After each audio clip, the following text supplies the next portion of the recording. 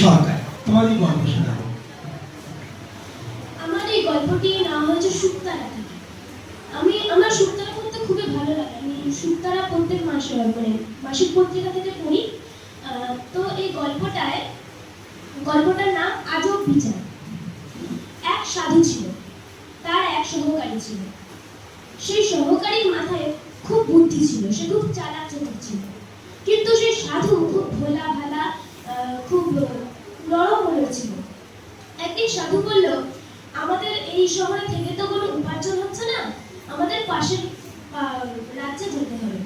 তখন সেই সহকারী বলল, মহারাজ, এমন রাজ্যে যাবে যেখানে বিচার আচার খুবই ভালো। বলল, বেশ। বলে তারা রাজ্যের পর রাজ্য হাঁটা দিল। দিয়ে এমন একটি রাজ্যে গিয়ে পৌঁছালো যেখানে যেখানে রাজার নাম ইন্দ্রবর্মা। সেই রাজা খুব বোকাশোকা ছিল।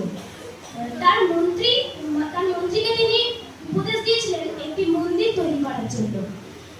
যখন মন্ত্রী তৈরি করছিল, নানা রকম নকশা সেখানে সে বানাচ্ছিল। কিন্তু সেখানে মন্ত্রী ভুল করে সেই রাজার নাম খোদাই করতেই ভুলে গেল।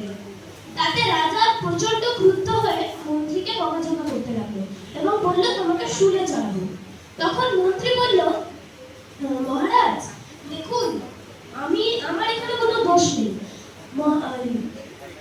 আপনার রাজকন্যা অনেক রকমের গয়না পরে এখানে কাজ দেখতে আসেন, আমি সেই গয়নার দিকে তাকাবো নাকি আমি আমার কাজ করবো? বললো, ঠিক আছে, তাহলে রাজকন্যাকে শুলে দেওয়া হোক। তা শুনে রাজকন্যা বলল, না না, আমার কেন দোষ, যে গয়না বানিয়েছে তার দোষ। তখন রাজা গয়নাওয়ালাকে বলল, তাহলে তোমাকে শুলে দেবো। গয়নাওয়ালা বলল, যে কেন, আমার এই ত্রিজগতে কেউ নেই, আমার হচ্ছে খুব দুঃখ, আমাকে মেরে ফেললে তাহলে কারোরই দুঃখ হবে না, আমি এই বয়সে মরতে চাই না। আপনি এক কাজ করুন, এক ভোলা ভালা সাধু থাকে এই রাজ্যে নতুন এসেছে, তাকেই বরং আপনি শুনে দিন।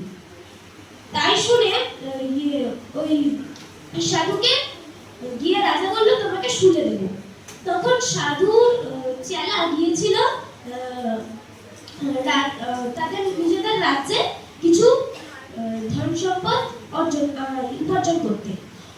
তখন যখন ওই চেলা এখানে এসে জানতে পারলো যে তার গুরুকে শুলে দেওয়া হবে, তখন সে বলল, আমার একটা বুদ্ধি আছে।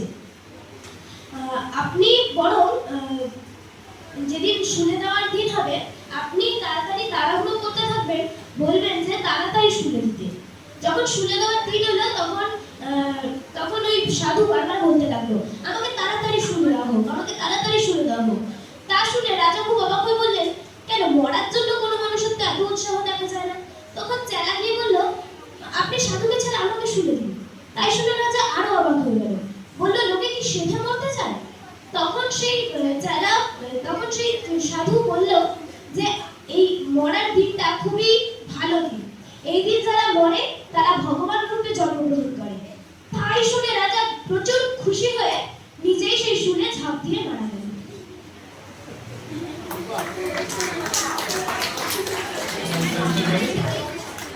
অঙ্কিতের জন্য আরেকটু জোরে হাততালি দাও।